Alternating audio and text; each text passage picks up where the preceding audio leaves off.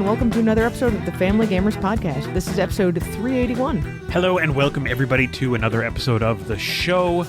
We are back to talk about another top five-ish list, I think. Five-ish. Top five-ish. That's our thing. Top five-ish. Anyway, we are the Family Gamers. As always, I'm your host, Andrew, and I am joined, as always, by my lovely and wonderful wife, Anitra. That's me. And like I said, we are going to talk about our top five-ish beautiful family games. We're really focusing on, like, coffee table look, like really kind of classic look here, right? Yeah, like eye candy for a family setting. Yeah. And we'll dig into that a little bit later, second half of the show, but we've got all that first half stuff to talk about, which starts with a fact. Okay. All right. We're back to the Guinness Book of World Records. Sure. These numbers, man, I tell you what. This one happens to be close to my heart. Back in 2007, 17 years ago. Okay. In October even, the largest handheld video game console party. Okay. Was held at the Parramatta Mall in Sydney, Australia, where 381 people gathered together, each one with their own Nintendo DS. All right. Yeah. So a video game playing party where everybody had their own handheld system and they can connect to each other. Yep. Yeah. Did the DS have Street Pass, or was that just the 3DS? I don't remember. I don't remember if they had Street Pass, but they definitely, you could like connect wirelessly and play games together. I know about that part. Okay, cool. Well, anyway, so that's my fact this week. Very simple. 381 people, bunch of nerds in Australia. Love it. Love it. Video game playing nerds. Well, did you know that according to a recent poll sponsored by the National Foundation for Credit Counseling, only 18% of Americans feel very confident about their retirement? I feel like that number's probably lower now. Very possibly. Was a couple of years ago, but yeah. So if you aren't sure about retirement, you're not alone. You're in the majority. Mm-hmm. If you want to talk to a professional to see if you're on track to achieve your goals, go to firstmovefinancial.com/familygamers, and you can schedule a quick phone call and see if First Move is the right fit for you. All right. Thanks so much to the team over at First Move Financial for sponsoring another episode of the show. So, Anitra, let's talk about some games we've been playing. We got some good games on this list. Some stuff that we've never talked about on the show before. A few things, yeah. Yeah. So, we played a game of Nekojima. This game is very, very cute. Yeah, it's cute and it's fun, and I really appreciate that this is a dexterity game that has both cooperative and competitive rules. Mm-hmm. So you decide how nasty you want to be in this game. So Nekojima is basically the island of cats. And the idea in this game is that you are placing utility poles with utility wires connecting two poles. Yeah, power lines. And maybe hanging cats from the power lines. I mean, it's more like you can't stop them from climbing up on the poles, so you're just trying to keep them safe as they do so. Okay, so that's Sorta. like the narrative of the game. That's like the narrative. I was just describing literally what you do in the game. I mean, I guess you're not actually, putting down electrical poles. You're just putting down wooden dowels with string on them. With string, yeah. So, in fairness to you. So, this is a really great tactile short game. Yes, our cooperative games of this have been on the longer side because we're trying to set each other up for success. Sure. But yeah, as a competitive game, it's a competitive dexterity game, and you are trying to set up your own stuff and try to make it hard for the next person. So kind of the more people you have playing, the faster the game goes.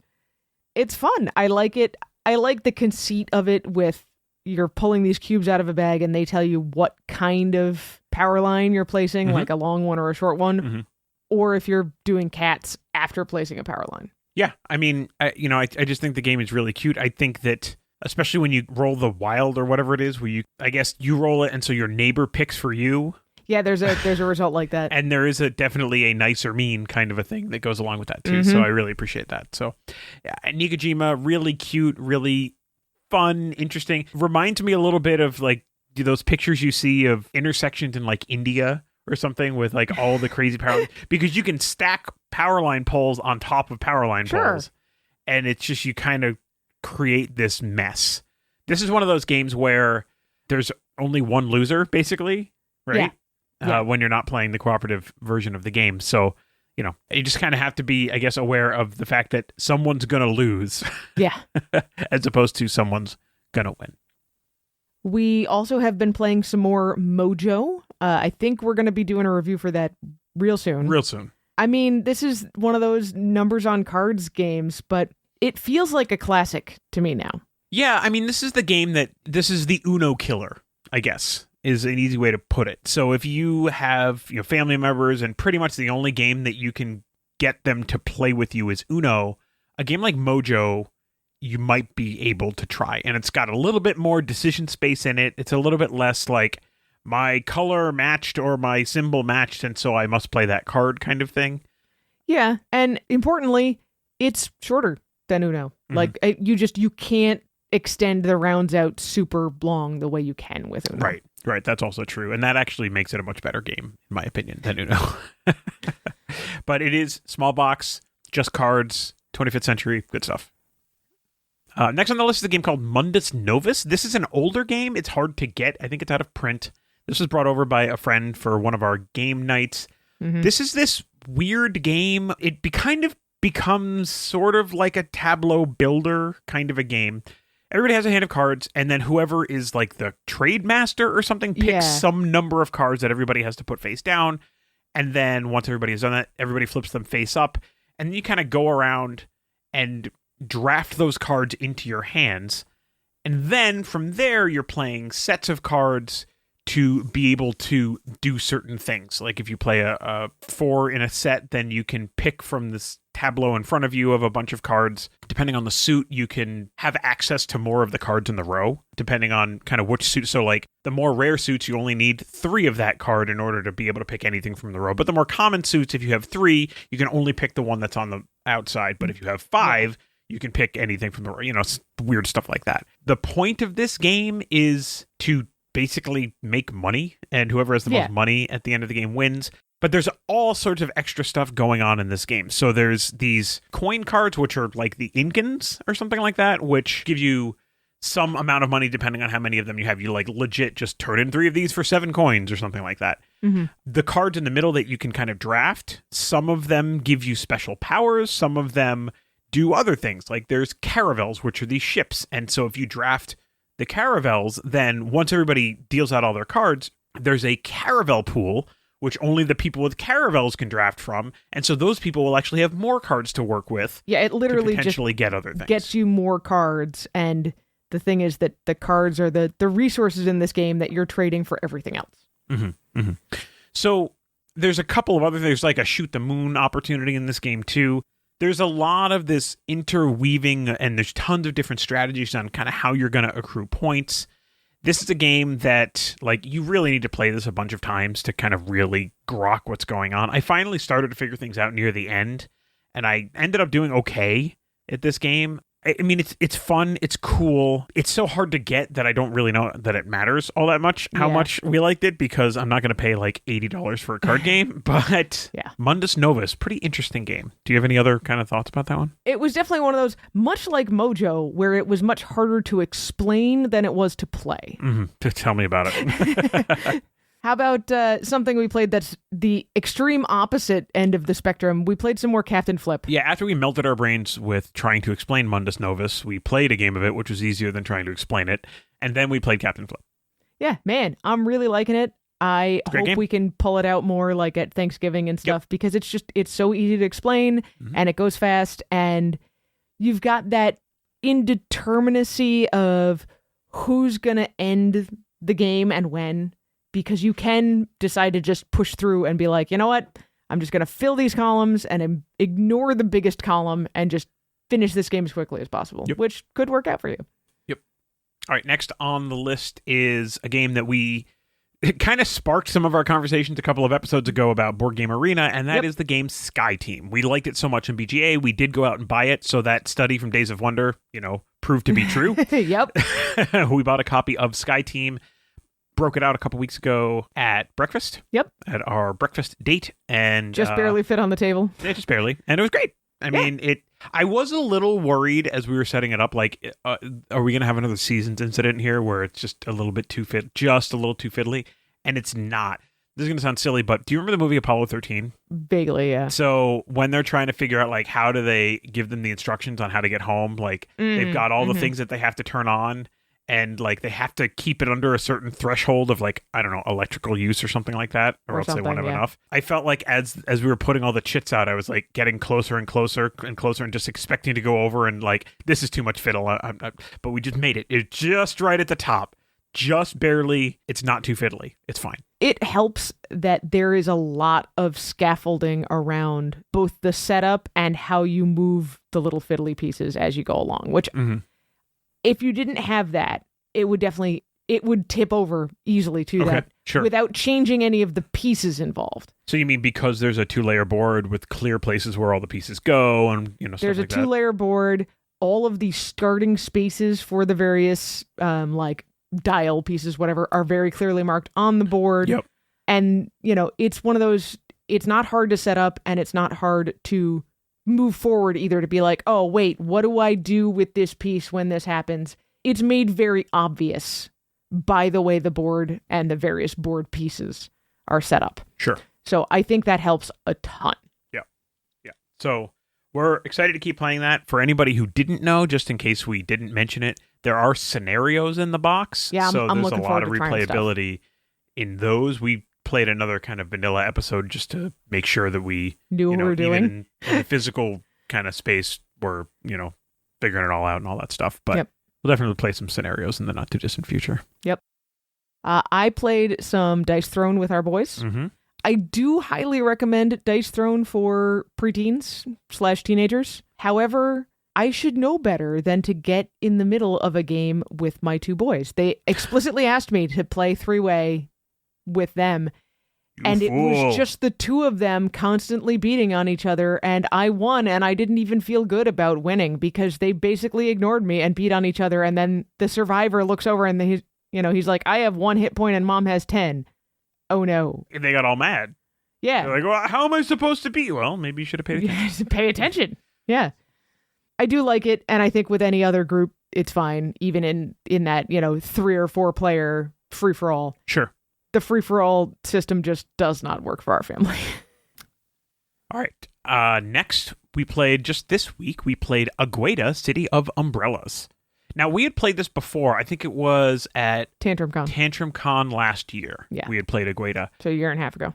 I don't know if what we played was final or almost final. I feel like it was, but this one, for whatever reason, went way smoother. I think it was almost final. Maybe I was just exhausted. That's also possible. That is also certainly a factor. Yeah, this went smoothly. We played a full 5-player game. Mm-hmm. Everybody got to do their own thing.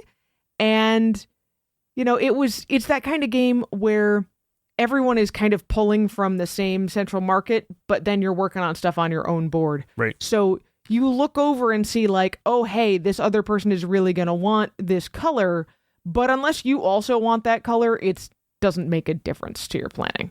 I will say the point spread was 8 points between last place and first place in a 5-player game. Yeah. So first place had 43 points, last place had 35 points. So pretty tight, right? So that really, really does keep the interest as the game goes along. Mm-hmm, mm-hmm. So a great, super cool game, really interesting. The Umbrella Project is a neat thing to check out. Another game from 25th Century. They're really like hitting lots of home runs these days. Really enjoyed Agueda and love the tactical experience of those. I don't even know what they're made of, but the umbrella, the plastic umbrellas, like token things were really nice. Great game, good art. Next, we played our son Asher's favorite, Fire Tower. We played a five player game of Fire Tower with like all the expansions. Using the expansions that allow that to happen. Yeah. And that was pretty entertaining. Yeah. Everybody was a good sport, and we just all worked on burning each other down because that's what the game is about. Yep. I should have won that game. I was not really trying that hard at the end. I was kind of letting it go. I know. So the spirits of the forest ended up winning? Is that what happened? Someone somewhere along the line took pity on me, so even though I was almost dead, I won the game because we were able to overwhelm you as the only person Rude. with a tower remaining. I was in your tower and there was nothing anywhere near mine. So, I mean, I guess just everybody turned their attention on me then? That's what had to have happened. Pretty much, because the expansions and stuff we're using mean that you're never fully knocked out. You become a spirit of the forest. Yep. And then the various spirits of the forest are incentivized to try to get rid of everybody else within a single turn, single round. If they can get rid of everybody else before it would get back to the spirits of the forest, then they win. But they tried to do that and they got you and they didn't get me. Rude. All right. Anyway, whatever. So anyway, that's Fire Tower. Fun game. Continues to be a great game. Great seller from the folks over Runaway Parade, who, by the way, are finally putting Punch Bowl on Kickstarter very soon. I noticed that, yeah. Take a look at that as well. All right. This week on our breakfast date, we played a new one for us, Football Feud. Yeah, so I was skeptical about this one. I mean, I'm the football fan, right? So I kind of get that. Any sports-themed game, it can go one of two ways. And Football Feud ended up being, it's an incredibly light, incredibly fast to get into game with a football theme on it.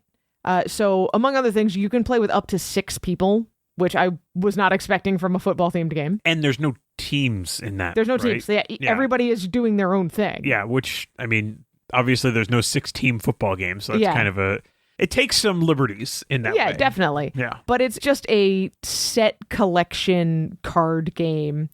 And the sets that you play on your turn determine how many yards you got. And if you got at least 100 yards, you have made a touchdown. If you got at least 200 yards, you've made 2 touchdowns. They simplified the scoring slightly. There's also field goals and things like that. But basically, you're marching up the scoreboard, usually in multiples of 7, sometimes 10 points at a time if you also stuck a field goal on there. Yeah. Basically, you are playing 5 cards out of your 7-card hand.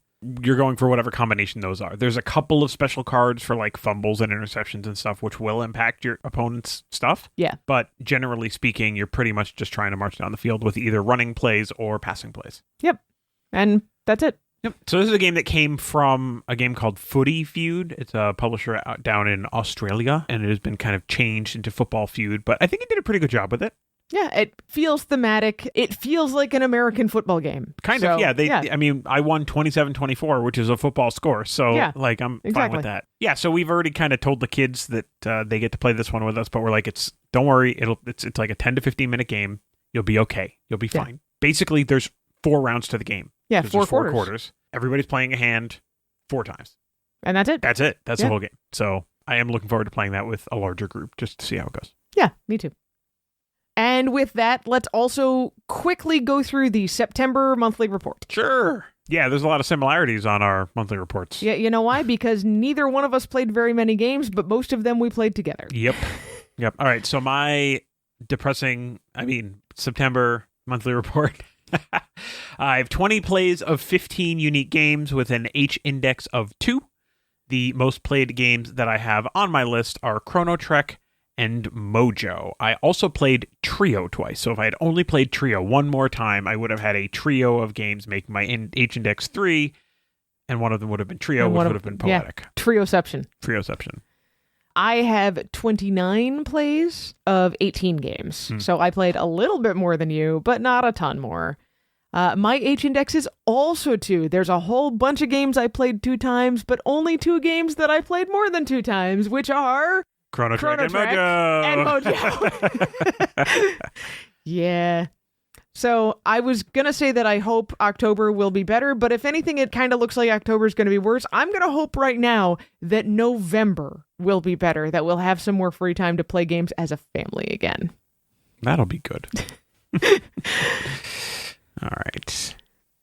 Okay, at this point, I think it is time for us to welcome our new community members. Do you want to do that, Anitra? Yes. So this is talking about our Facebook community, facebook.com/groups/FamilyGamersAA. Mm-hmm. So my question for you, Anitra, is of the 3 animals in this animated GIF, which one are you? I am the gray cat who's sitting there and taking way too long to decide and then getting attacked by the orange cat. Really? You're not the dog who's just sitting there like, ugh. I mean, I suppose it depends on who I'm playing with. If I'm playing with our two boys, then I'm the You're dog, the dog. who's just watching. All right. Can I be the orange cat? You can I'm definitely be filled with mischief. All right. So before we welcome our new community members, I do want to say anybody who's listening to this, first of all, you got to go to the community and engage in the community. Check out the kind of stuff we're talking about. Brian Raby already commenting. By the way, welcome to Brian on the post. I would love it if people would go into the Family Gamers community on Facebook and comment on which one of the three animals they are. That's what I want to know. All right. That sounds awesome. All right. So as you said, welcome to Brian. All right. Welcome to Louise. Welcome to Mickey. Welcome to Tyler. Welcome to David. Welcome to Phoebe. I love the name Phoebe.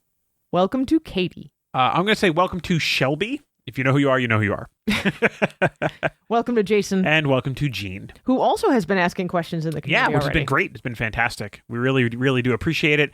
Glad to continue to welcome people to the Family Gamers community. Almost 900 members in the community, which is awesome. That's pretty cool. Like I said, head over there, say hello to some people, and please tell us which of these three animals you think you are. Speaking of the community, should we tackle some backtalk before our break? Yeah, let's do that. Okay. Let's do that. I'm going to go right into the Facebook community. Anitra, I know you're going to jump over to Discord because Okay. that's how we do. So just a reminder, last week we asked, is there a game from your past that you wish you could bring back because you're in a different season of life and you think it would fit better? So my example of this was Rock Band. I kind of wish that we had all the plastic instruments that we could blow the dust off of and actually play Rock Band with our kids. I think that would be awesome. So that was my answer. Scrolling down here, Nick Martinelli says, Restoration Games keep solving this issue for me. Which, I mean, I get that's it. fair. Yeah. I got Thunder Road Vendetta and Fireball Island back, and boy, they are amazing. I would argue they are more amazing than they were the first time. More amazinger? Because Restoration Games does that good of a job. I mean, I think that's especially true with the whole Unmatched series, right? Like, Star Wars Epic Duels was one game. Even Fireball Island, like if you went back and saw the original Fireball Island, it would be fun for kids, but it would not be fun for adults. And the new Fireball Island is just amazing. I mean, I guess, like, I don't have any nostalgia for the old Fireball Island, so, you know, when the boys want to play it, I'm like, okay, but it doesn't really do it for me. Sure. It's fine. Anyway, what do you got? Well, on the Discord, Olivier says, I still have my Sega Genesis and N64 stored in the house. I don't really see myself playing the Sega again, but I do play some N64 with my high school friends a couple of times a year on our gaming nights. That's fantastic. Board games and N64 since high school. He also says, so I don't really get rid of stuff, so that solves the problem for me. I suppose. I mean, that's one way to look at it. Peter Schott in the Facebook community says, because of a different season of life? I don't think so. Nostalgia? Build-A-Better Burger was a silly fast food-themed game on a timer that I do remember somewhat fondly. I will not pretend that it was great. That's fair. But I remember playing it with my sister and us bickering because as the order board rotated, we'd keep putting our heads in the way of each other trying to read our orders. I love that. That's fantastic. That reminds me of, I think I've mentioned before that when I was a kid, we had the Great Blizzard board game. I've seen it. You've seen it, yeah. Some of your mom's old stuff. Yeah. And I did pull it out with our kids. Terrible game. And I remembered at the same time why I liked it so much as a kid and also had brand new insight into why my parents never wanted to play it with me. That's funny. That's hilarious. That's like a don't meet your heroes, folks. Yeah. Yeah. Oh, sure. I've only got one more comment in the Discord, which is Zach says, I wish I had the Terraforming Mars Ares expedition. I decided to sell it, and then later I really wanted to play it again. I mean, I think you can get it at Target. I do think that's still available. Maybe? So that one is potentially, Fixable. Yeah, fixable. Tyler Lowe says, I don't have a good answer to this back talk, but I thought I would say hello here. That's what we ask. I've been listening to your podcast for more than a year. Hey, Tyler. And I've been enjoying each episode. Thank you very much. Now you finally joined the community indeed. It looks like Amy on the Facebook community says, Numbers League. We bought this game probably 15 years ago to play with elementary age kids and help them with math. We really enjoyed it. Then they got older and the math was too easy. Now I'm homeschooling another one and we could really use this game again. Yeah. Kenneth Walter says, HeroScape because I should have never donated it. I know it's coming back, but I had it in my game closet and got rid of it. And then there's some chatter about HeroScape because, there is. And if you didn't know it's coming back, you should check out Renegade Games because they are, in fact, bringing back and have already brought back HeroScape. And Sharon responded to you specifically and said, we still have Rock Band. Maybe we need to have a jam session. Absolutely, Sharon. I am so on board. Maybe after marching band season. Yes. Sharon is a local friend whose son is also in the marching band that our children are in. So, yeah. All right. It's easier than trying to go play Rock Band at Nick's, because he also offered. He also did, but he's a little farther away. A little bit. Also, Nick moved, so if it's all collecting dust, why did you move it? It's a good question. Moving is when you're supposed to get rid of stuff. Anyway, whatever. He didn't ask to be put on the chopping block, so let's move on. And in fact, why don't we just take a break? This is a good time to take a break. Yeah. So you're going to hear our snap review for Super Kawaii Pets. I recommend you go to YouTube and watch the YouTube video for this. You can see our cat Romeo being very cute and angry. Was not very happy about being in the video. But anyway, and then when we come back, we're going to talk about beautiful games, our top 5-ish. Yes. We'll be right back.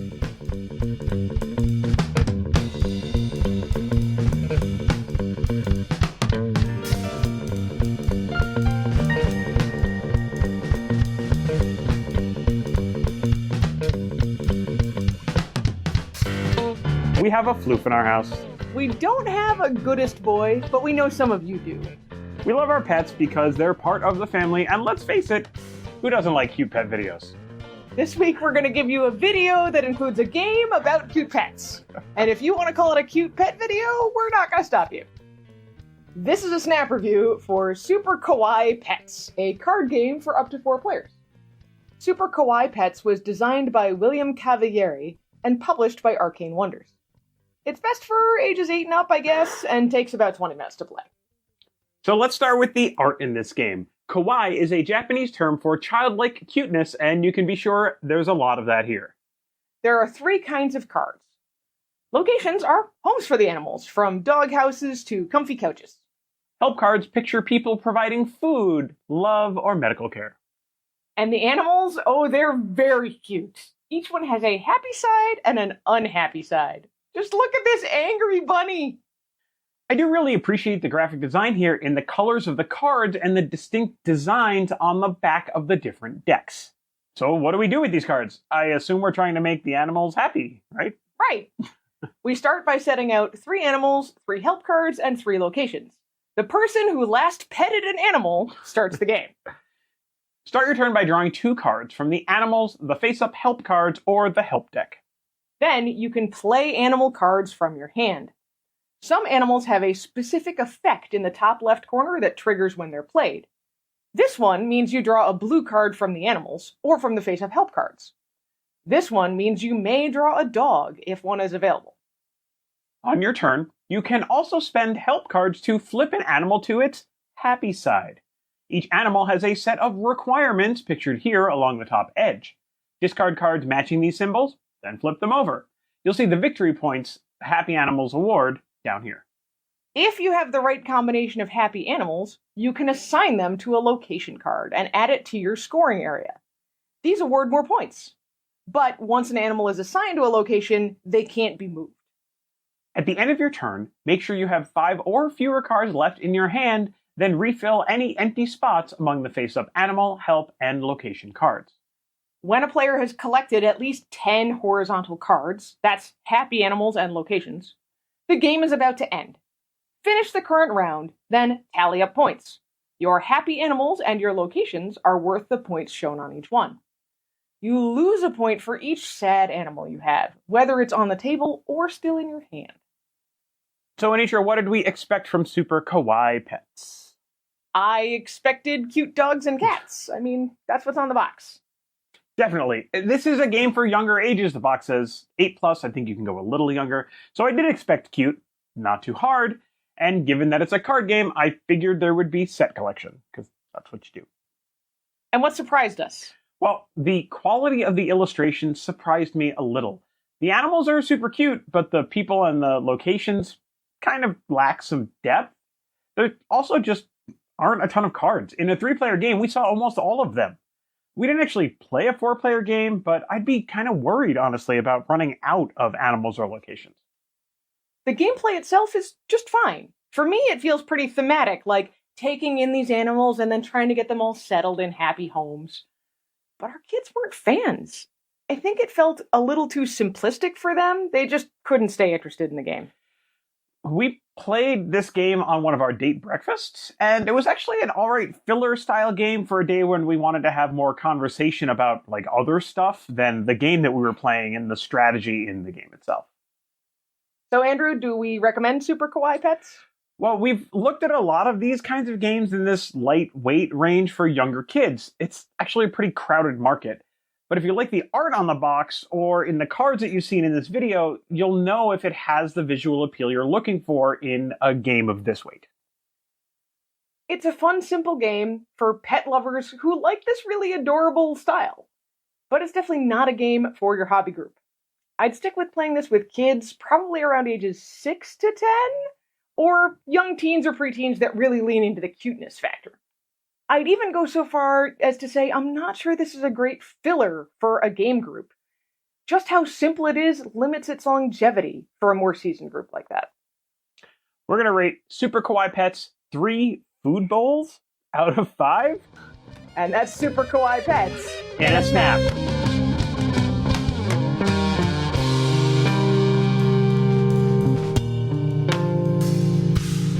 And we're back. So let's talk about our top 5-ish beautiful games. Yeah, or top 5-ish eye candy games for families or something like that. Coffee table games. Yeah, I mean, I think we need to kind of talk about this a little before we get into it, right? Because, first of all, this is a super subjective topic. Some people think some things are beautiful. Some people think other things are beautiful. And even the two of us, like, I think you're beautiful. You think I'm beautiful. We disagree with each other. Whatever, it's fine. Sure. But I could name a ton of games that I love the art in, like Vincent Dutrait, Andrew Bosley, Kwanchai Moria. They're all incredible artists, and the stuff that they make is subjectively beautiful. Yes. Oh, right? yeah. But that's not really what we're looking for. This is not about games where we like the art. Parks has amazing art, and the art in Parks could be posters. Yeah. Right? And the pieces are lovely and elegant and stuff like that. But again, not really what we're looking for. Right. Well, and like you said, Vincent Dutrait, we especially love Jekyll versus Hyde. Mm-hmm. I mean, you've got all of the Beth Sobel games. I love the art in Beth Calico. Sobel. Yeah, for sure. Yeah. But that's not really what we're looking at. We're looking at something that does not immediately scream game. Necessarily, right. Necessarily. So it's not games with good art in them. It's games where you could set them out somewhere and just appreciate how the game itself looks. The kind of things that might go on a coffee table and then be part of a picture for a magazine spread. That's not featuring the game, it's just there, right? Yeah, I mean, it might be the materials that are used, and that certainly is going to come up in this list, or the style of the game, right? And frankly, I think other people have opinions about this, and we'll talk about that a little bit later. And they may or may not line up with ours, right? Like, a perfect example of this would be chess. Like having a chessboard in a picture. Yes. Chess is actually not on our list because we're trying to, pick gamer games that you may or may not know, but that's kind of the classic example of this kind of thing, this kind of idea, this abstract game thing. So as we were thinking about this, most of these are going to be wood. Most of them are going to be 2-player games because those are the ones that really capture that kind of classic feel. Yeah, I think when people have in the backs of their heads, like, this is what a board game is, it's the unconscious thought of what a board game is. It's a 2-player kind of abstract chess, checkers, go kind of a thing. Yeah. And we're tapping into a little bit of that when we talk about this. Yeah. I mean, that's what we mean by coffee table or eye candy game. Yep. So the first one on the list is a game that is, first of all, super, super fun, but for us was super eye-opening because of the components in the box. Yes. And that is Shobu.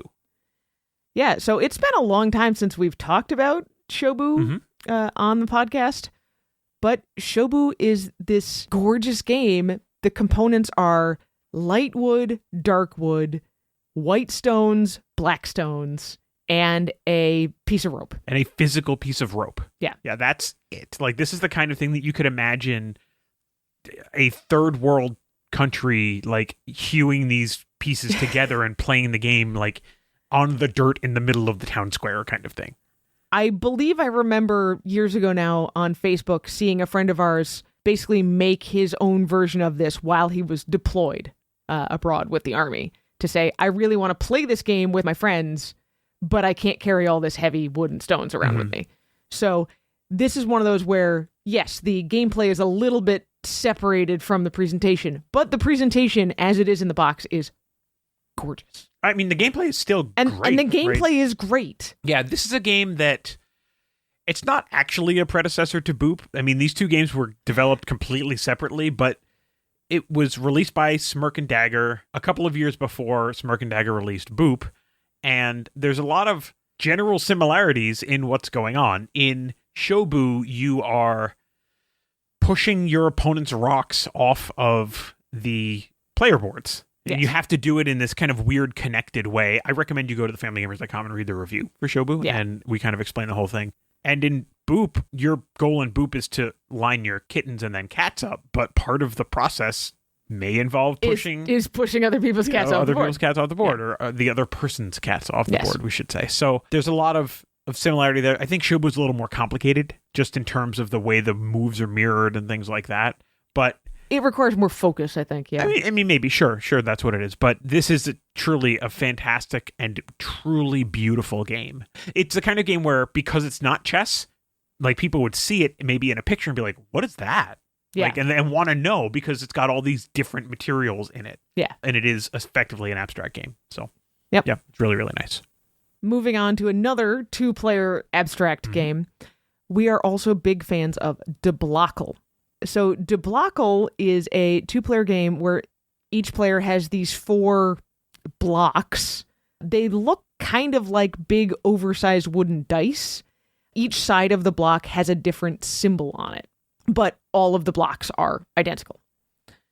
Your goal in Deblockle is to remove all of your blocks from the board before your opponent can remove all 4 of theirs.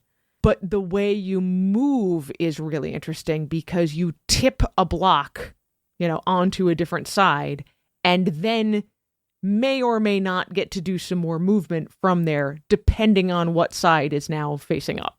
You usually move in some way. So you usually do. You'll tilt the block over onto its other face, and it has movements that are basically the bishop movement, right? So go in a diagonal as far as you can until you have to stop. Or the rook movement, which is go in a straight orthogonal line as far as you can, until you have to stop.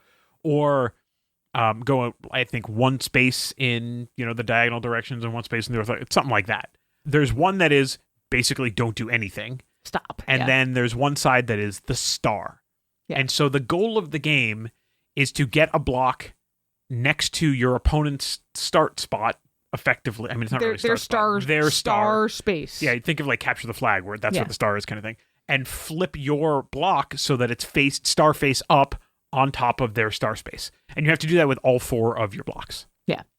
So it is another one of these really just beautiful abstract games. The board is, you can kind of think of a 2-layer board with the board. The top is the grid and then the bottom is just flat. So as you tip these air quote oversized dice, they kind of roll over the ridges of the grid.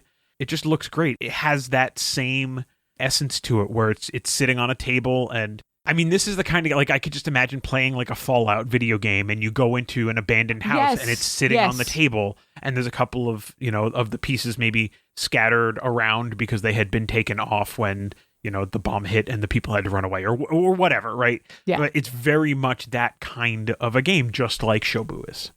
Yeah, I also think it's interesting. We're going to talk about a couple more games that are mostly wood, but this one has a little bit more color to it because they already needed to paint the blocks to have these 6 different designs on them.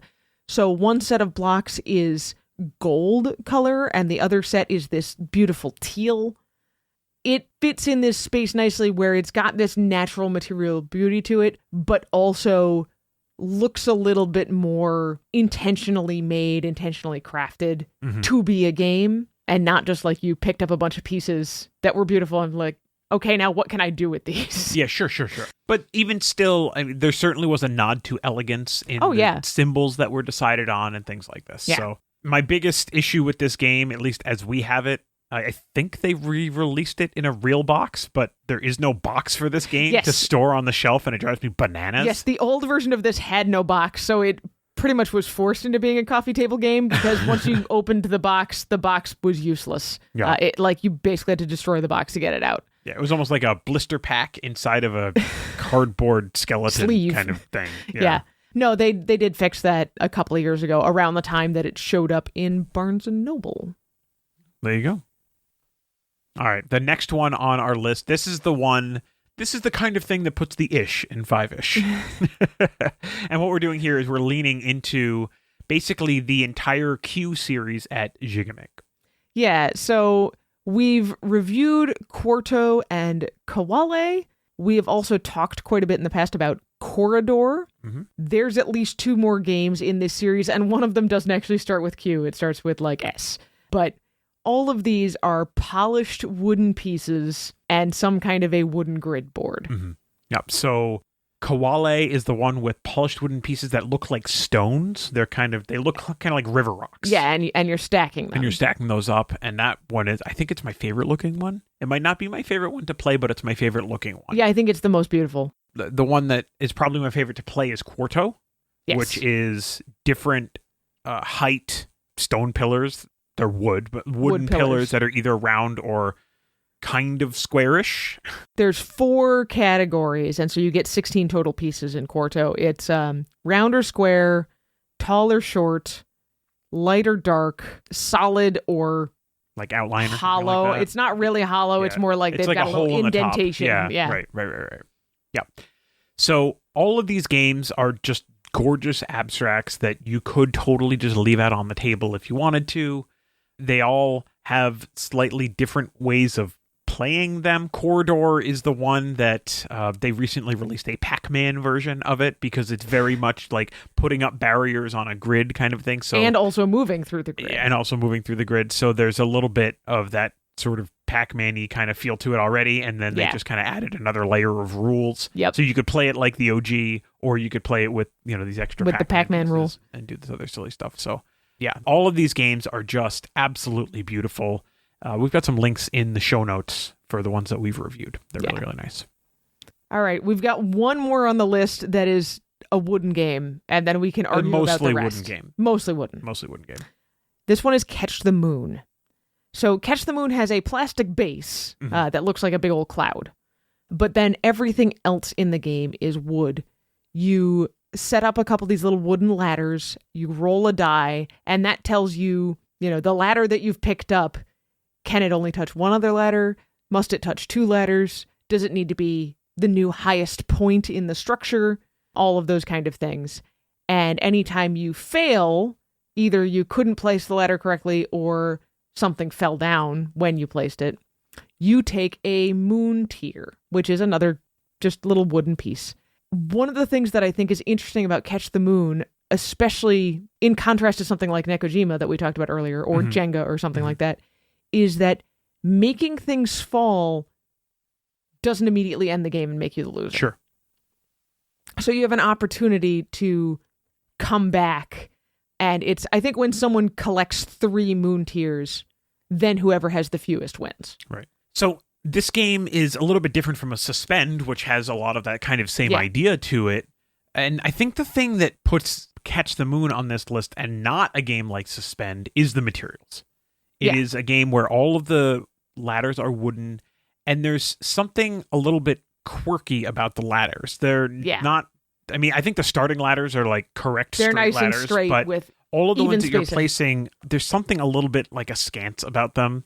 They might be missing a rung, or a rung is like halfway there, or the rungs are, some of them are like kind of diagonal. Not really parallel. Right. And the 2 like main, things on the sides, supports, whatever they are not quite straight. It's got this really almost hand animated kind of hand drawn kind of feel to it. Every time we play this game, and I'd say this to you basically every time, I think of The Little Prince. Yes. There's something about these ladders that feels like French animation to me. I don't know what it is. I cannot explain it. If this game were darker, I would think Tim Burton, but because the way it's set, it's just so straightforward and it feels so pure and clean, I don't get that vibe. but I totally see where you're going with that. Yeah, I mean, I also think of Luna, the Pixar short. Yep. You know, where they're in the clouds trying to like put the moon up or whatever it is that they're doing. And it just, something about Catch the Moon has that not quite, but almost magical, like suspension of disbelief. Like we're doing something just slightly supernatural here. Yeah, absolutely. Yeah, it really does feel that way. And some of these abstract games that we've talked about, that these beautiful games, we brought them to breakfasts or whatever, and we've played them, and you know, sometimes we might get a little bit of a comment. But Catch the Moon, we had a couple of people that are like, oh, that looks neat. And there's something about it. Maybe it's the tangle of ladders, you know, but there's just, I don't know. I don't know what it is. I can't put my finger on it exactly, but there's really something incredible about the way these materials were designed, specifically with the ladders, and just the way that they're shaped, that it's got this really just warmness to it. So I think I'm actually going to hijack the end of our list. What? You monster. And say that number 5 should in fact be Suspend. Okay. Because it captures these same things that we're talking about. It's not complicated in what the pieces are or what you're doing with them. And it's the kind of thing that you could leave set up either partway through the game or at the end of the game, and people would just look at it and be like, oh, that looks neat. But with Suspend, it's in much more of a modern art sculpture sort of idea, because either with regular Suspend, all the pieces are metal, or with Suspend Junior, they are a brightly colored plastic. But you have this tangle of things that are in fact suspended from a little hook on a stand. Yeah, I mean, I don't think of that as coffee table. I think of that like as on the side table next to that thing that's in every doctor's office with like the beads or whatever they are that go along the wires, you know, to the other side. You know what I'm talking about? Oh, whatever those things are. Like Suspend belongs next to that. Do you know what I'm talking about? Like a marble chute or a... Well, it's not a marble chute. It's like the thing with the beads and the wires. And they go, and then all the wires are all twisted together, and there's the blue one and the red one. You know what I'm talking about. I know exactly. Everybody who's listening to this is like, I know what he's talking about. It's always at the doctor's office, too. I don't know what's up with that. But not anymore. Pediatricians don't have toys anymore. Oh, that's so depressing. Because COVID, and now everybody so germs all the time. But anyway, but I imagine Suspend next to that thing. That being said, like I think it's valid for this purpose. If children had a coffee table of their own, you would have Suspend on it, I feel like. Well, and we're looking for family-friendly games that look great when they're set out, things that you wouldn't be ashamed of to have set out in your house, no matter what age your kids are. Sure. So, like, Suspend and Suspend Junior lean a little bit younger than the rest of the games that we just talked about, but not that much younger. Okay. And yeah, I think it makes the perfect cap to this list. Okay, well, I think it makes a perfect end to one side of this list. And I'm going to re-hijack the list for what's actually on the list in the show notes. Although by the time people listen to this, Suspend will be in the show notes as well. And say, so we've got our generic coffee table games. Now we've got our younger coffee table game. Yeah. Now, what if you went into somebody's library at their home with their leather-bound books? What would be on the table there? I think you might find Azul on the table there. What do you think? Okay, I can see that. Like, that is a game where, again, because of the components, it looks more board gamey. It does. It absolutely does. But it also looks like art as you are looking at the components and playing the game and whatever. It's not something that only says board game, I guess, is that that's where you're going. Well, I mean, think about it like this, right? So you've got a game like Sagrada, which was inspired by the Sagrada Familia. And so the game was really designed to imitate real life beauty. Yeah. Right? And the same is actually true with Azul. Yeah. It's supposed to be imitating the kind of tile murals that go up on walls in Spain. Is it Spain? I thought it was Portugal. But maybe whatever. it's Portugal. I don't know. Azul means blue in one of those languages. In the Romance languages. But the point, like, it's designed to look like this kind of mosaic tile thing. So you put it in a greater context in which that concept would be appreciated. Okay. Like someone's, study or their library. And it makes sense. And so I'm keeping it on the list because we said 5-ish. Okay. So, okay. All right. Anyway, so that's our list. So we've got Shobu, De Blockle, the Q series from Gigamic, Catch the Moon, Suspend, apparently. Yes. And Azul. Those are our 5-ish games that are absolutely beautiful coffee table style games. This very naturally leads into our Backtalk question for this week. Yes. So what kind of games do you think are absolutely gorgeous? What are your favorite games for the way they look? And do you think they'd work on a coffee table, like we're talking about here? Something that you would be happy to leave out and have other people see. Yeah, I mean, we kind of came from the coffee table side first and then just talked about some other games that, we like. But for you, it's just what games do you love the look of? I mean, we had some other ones that, we wanted to talk about, but like didn't really fit this vibe. So, I mean, every time I talk about a game, like I feel like almost every game, I'm like, well, I'm a sucker for good art. So you can be a sucker for good art too, if you want to. Sure. But we really want to know what games you love the look of, and then what games you'd love to see on the coffee table as an elegant game. That's what we're looking for, right? Sure. So, Anitra, where can people go to answer this Backtalk question? We've got two main places, right? The two main places you can go are the Family Gamers Facebook community, which we already talked about. There are links to that in the show notes, or you can go to thefamilygamers.com/community. There's also the Family Tabletop community on Discord, which is not just us, but the easiest way to get there, get an invite to that Discord server, is go to thefamilygamers.com/Discord. You can obviously find us all over social media. You can find us on Facebook, like you mentioned, at Family Gamers AA, but also on X, Threads, Instagram, TikTok, and YouTube, all at Family Gamers AA. Of course, if you have questions for us, you can email us, Andrew at thefamilygamers.com. Anitra at thefamilygamers.com. We got a couple more conventions this year, plus it's hoodie season, so it's time to start breaking out your hoodies or buying a hoodie. You can find t-shirts, hoodies, mugs, and more at thefamilygamers.com/merch if you'd like to get that sweet, sweet Family Gamers logo, or to show everybody that you know that you like to play games with your kids. Thank you so much for listening to this episode. Please don't forget to subscribe to this podcast and tell your friends about the podcast. Please tell your friends, please. Please, all of them, every single one of them, multiple times. And if you would be so kind, leaving us a review at Apple Podcast or other podcast subscription sources is also incredibly helpful. And don't forget, you can also now find us on YouTube Music. So, juice our YouTube stats by listening to the podcast there. You just throw it on while you're working, throw it on in the background. You can listen to it instead of that boring call with someone droning on and on. Anyway. Listen to us drone on and on. Yeah, hey! The Family Gamers is sponsored by First Move Financial. You can go to firstmovefinancial.com/familygamers to learn how the team at First Move Financial can help you pile up the victory points. Okay, I think that's it for this week. We do not have time to play any more games, but maybe if we leave one of these beautiful games out on the coffee table, it'll inspire us. We're going to cram games in. We're going to do it. All right, let's do it. All right.